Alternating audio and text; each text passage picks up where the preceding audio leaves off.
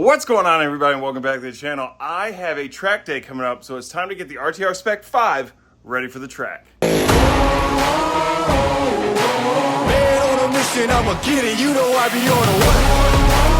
So if you're new to the channel, I have this RTR Spec 5 10th anniversary. It's one of 10 only made for the entire world. This one here is number 10. I specifically chose this color here, which is triple yellow for mine.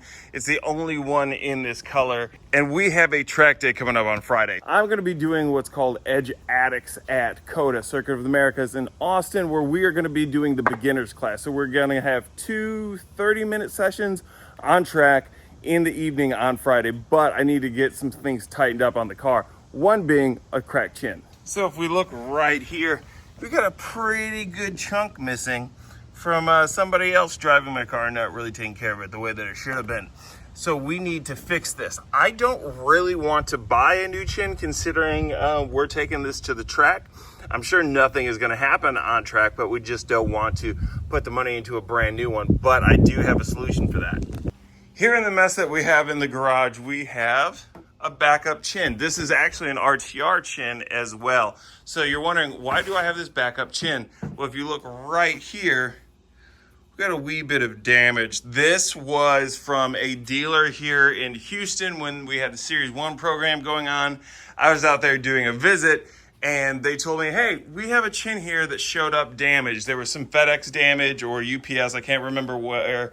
One of the carriers brought this in and there was this dimple right there.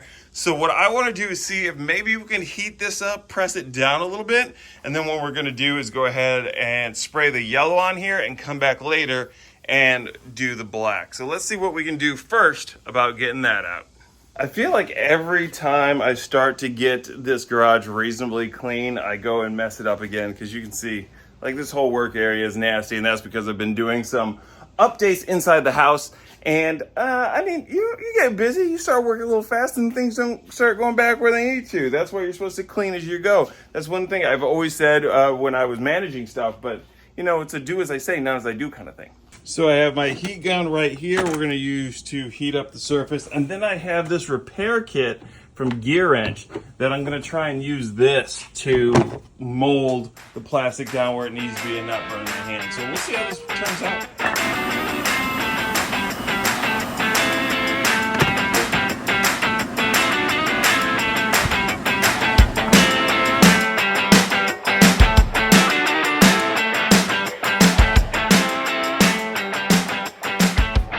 So it's not great.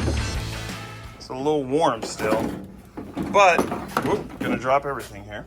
When we look at it from the side, it's not as bad as what it used to be.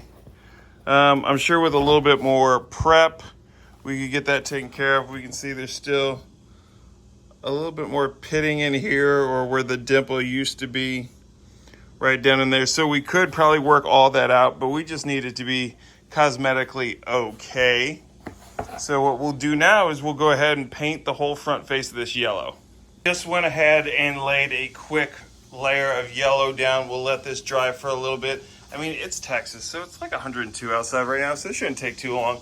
And then we'll come back through and lay down another layer, and then possibly I don't even know if I'll clear this, but you might be asking yourself, Jordan, what the hell are you doing? This is supposed to be trimmed in yellow, not completely sprayed in yellow. And this is something that we do sometimes with the drift cars. We'll go ahead and just spray the whole front lip the color that we need, and then we'll go ahead and just mask off the highlighted color and then spray the whole thing black again. It's a little bit easier. It makes for, I believe, some cleaner edges, because if you have ever seen my car up close, I did it the reverse way. And some of the edges, like along here, aren't always the crispest. I can show you right now on the gurney, because the gurney is going to be coming off and getting repainted. But like, if you look right here, not exactly the cleanest edge. Whereas if I would have just sprayed this down, taped off everything here, and then went back over it with the black, it'd be a little bit cleaner. And that's what's going to happen the second time around. So we will go ahead and let that dry and then come back out here in a little bit, hit it with this second layer, and then tomorrow come out here, mask it off, and spray the black. So I was gonna say this was the next day, but it's the day after the next day. We have everything taped off. It's not the cleanest in this section, but this is a track lip. So I do have the edges taped off here with my line tape. We're gonna go ahead and spray something I picked up from AutoZone. It's over here. This is called, not that. Definitely don't wanna do that. That's gonna remove everything. This right here. Rocker Guard. It's a duplicolor. It's supposed to work on textured finishes and all that stuff. So we're gonna shake this up, give this a spray and see how it looks. So I have 2 layers of it on here now. Let's go ahead and pull off the trim. Looks like it went on fairly good. Keep ripping, keep ripping, keep ripping. Here we go. Not too shabby. Let's go ahead and throw this in the trash. I'll continue pulling off the tape so I can show you guys how it ended up. All right, here we go. I think it turned out not too shabby for being a quick tape up job. Right there isn't great, but the rest of it, pretty smooth. I like it. That'll definitely do for a tracked HN. Just got the old chin spoiler off and there's that whacked corner. Cracked it fairly good. So we're gonna be swapping that out for this freshie here. Got the car up in the air right now. Nothing on the car looks damaged whatsoever outside of course, the chin, so that's good. Since my car is still under warranty, I have the dealer do my oil changes, and it's a good thing that I got underneath there because I saw a little bit of spotting on the under tray. I was able to get almost a full turn out of my oil filter. So if you have the ability to check the work after you're done, go ahead and do it.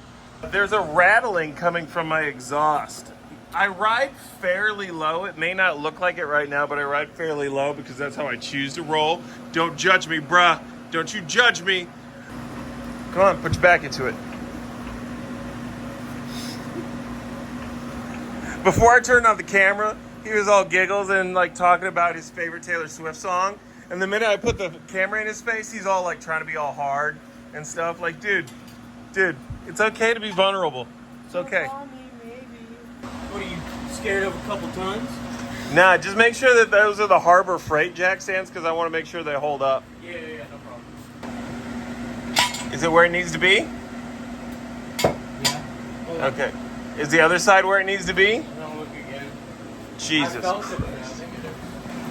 You can see on my exhaust here, like it's a little bit dirty, but it's also been drug. It's not looking so hot.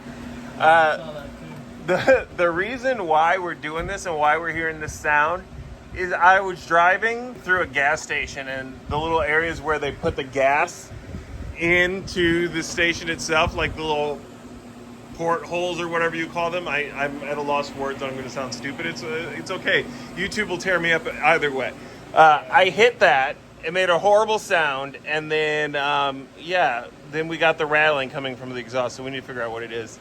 Rolling up underneath here, rattled the exhaust. Don't hear anything. Sway bar, nothing.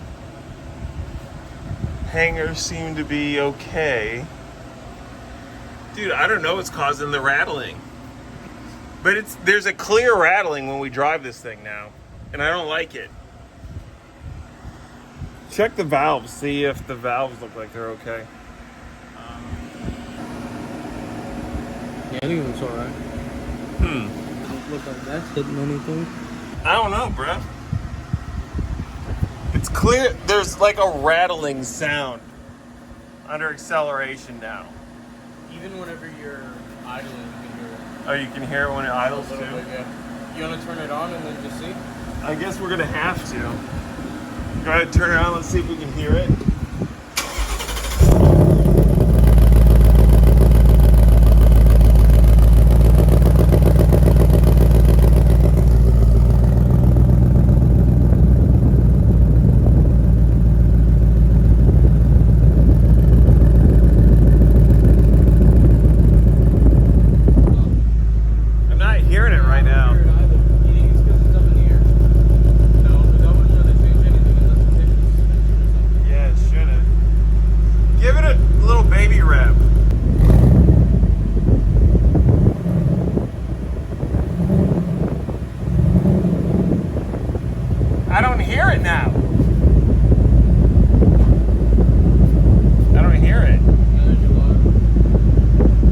right, go ahead and turn it off before it starts getting hot.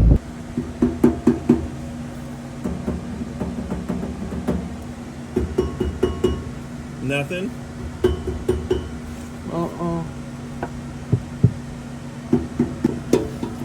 Let's pop the hood. Hey, pop the hood. Pop the hood? Pop the hood. Pop the hood to see if maybe it's loose at the flange or something, but of course you can't see any of that stuff from up top. Why didn't you know this?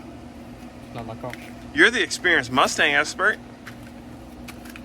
So we messed around with the exhaust a little bit more. It got pretty boring and I didn't want to show you guys all that stuff because it was just a lot of trial and error trying to find out what that rattle was. And to be honest, we really didn't figure out what it was. We drive it in underload, under aggressive acceleration or spirited acceleration sometimes. You'll hear a little bit of a rattle. It's not anything that we need to be concerned of on the track, so we're just gonna go ahead and let it go because we do have our track day tomorrow. So we buttoned everything up and got it ready. So make sure if you guys aren't already, subscribe to the channel and hit those bell notifications because you are not gonna wanna miss when we take this out on Circuit of the Americas COTA F1 track in Austin. Make sure to hit the like button if you like this video, and even if you didn't, go ahead and give me a like. Just out of the kindness of your heart, give back to a brother. I don't care how you do it. Until the next one, thank you guys so much for tuning in, and I will catch you on the other side. Peace.